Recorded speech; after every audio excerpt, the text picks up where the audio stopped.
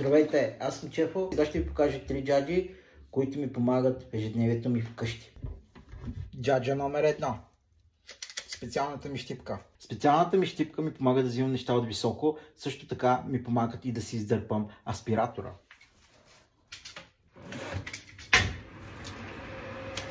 Знаете колко е гадно, когато ви сърби и не можете да достигнете до мястото. Това е моето решение. Чесалката. Джаджа номер 2. Помага да достигам гърба си, когато не мога да го достигна с ръцете си, тъй като не мога да ги сгъвам. И благодаря на този, който го е създал. Джаджа номер 3.